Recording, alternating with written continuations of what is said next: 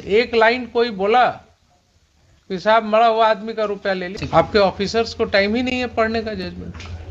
अच्छे अच्छे डॉक्टर्स को एक कंप्लेन किया किसी ने, मरीज ने जाकर के, और पुलिस वाले को खुंदक रही किसी दिन कि साहब लाइन में हमको लगा दिए थे, ये हमको देखे नहीं थे, देख करके मतलब मेरे जाने के बाद भी सबसे पहले हमको नहीं देखे।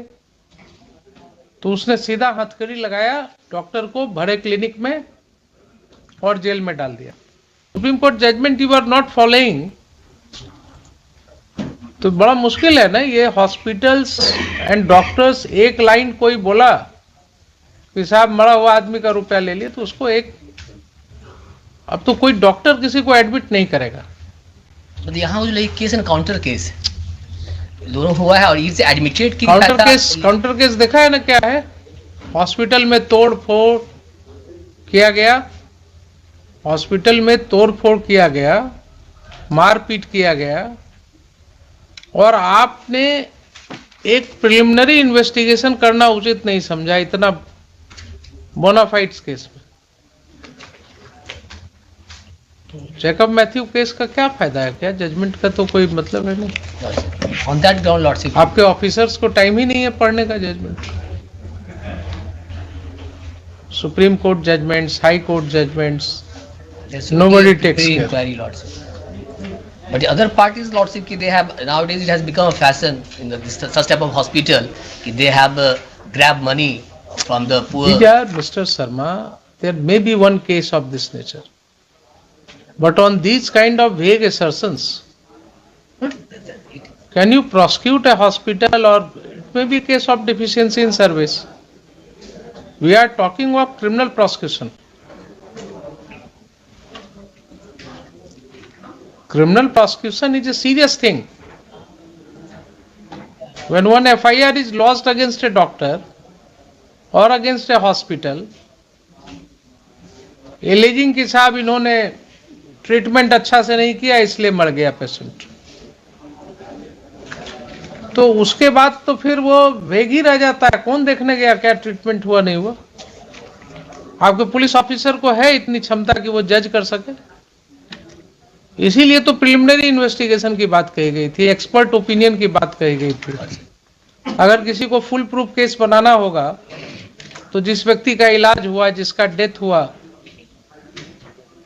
उसका फिर पोस्टमार्टम होना चाहिए, उसका फॉरेंसिक ये विसरा रिपोर्ट होना चाहिए, बहुत सारी चीजें जमा करनी होंगी कि हाँ साहब इसका ट्रीटमेंट कोई गलत हुआ, गलत इसको एडमिनिस्टर किया गया कोई मेडिसिन जिसके वजह से ये मर गया, वो तो कुछ है नहीं।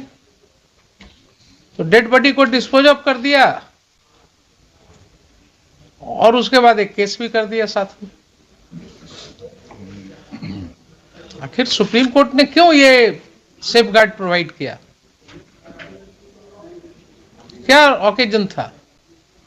जब कंज्यूमर प्रोटेक्शन एक्ट आया 1986 में, तो ड्यूरिंग द पीरियड 1990s,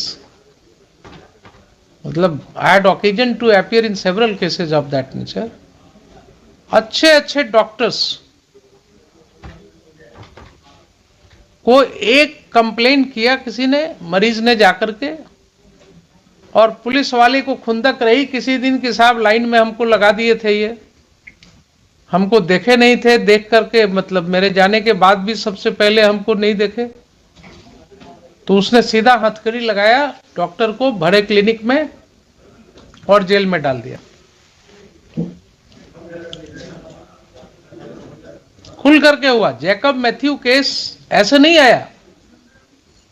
उसके प्रायर हिस्ट्री में जब आप जाइएगा 2005 के पहले, तो after coming into force of the consumer protection act, it was thoroughly misused. एक तरफ कंज्यूमर प्रोटेक्शन में एक केस डाल दिया, एक तरफ जो है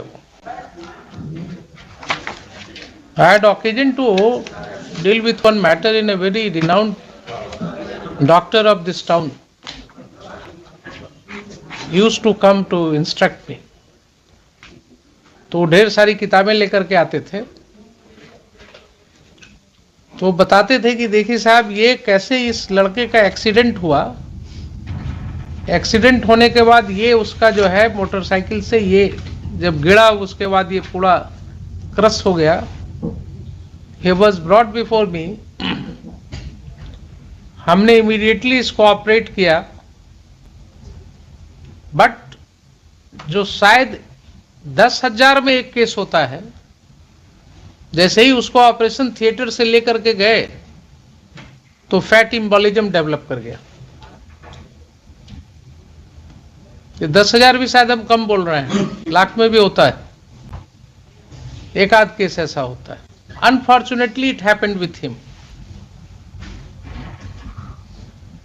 उसके बाद एक प्रोसिक्यूशन हो गया, एक क्लेम फाइल हो गया. तो आपको जैकब मैथ्यू केस का बैकग्राउंड देखना पड़ेगा कि क्यों हुआ. इस केस में भी वही हुआ है. कंप्लीटली वेग असर्शन है वो, देखिए ना, कंप्लीटली वेग असर्शन है. और वहां पर सारे लोग जाकर के हॉस्पिटल में तोड़फोड़ कर रहे हैं, मारपीट कर रहे हैं, डॉक्टर्स के साथ ये कर रहे हैं. क्या करें इसमें, बोलिए. I am in favour of quashing this FIR. आपको अगर आर्गुमेंट करना हो कुछ तो बोल दीजिए, कुछ आपका सबमिशंस कुछ अगर इसके बाद है तो बताइए.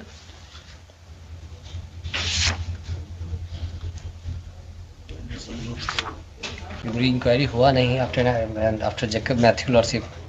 And one thing lordship, they all the informer, they are MR. आज तक केस पेंडिंग ही है, वैसे ही है जी. आज तक वैसे ही है ना एफआईआर. तो सोचिए ना, 4 साल से 5वां साल तो चल रहा है इसका. इंस्ट्रक्शंस में ले लेते हैं. इसका क्या मतलब है इसमें, क्योंकि जितने इन्फॉर्मेंट्स अदर जो लोग हैं, दे आर एमआर हैं वो लोग. और हमको लगता है इसके अलावा कुछ अदर भी है जो नहीं आ पाया है. इन्फॉर्मेंट को तो नोटिस किया ही था. Informant was already notice. देखिए, case has already been heard, इसलिए इसको लटका करके रखने से कोई फायदा नहीं.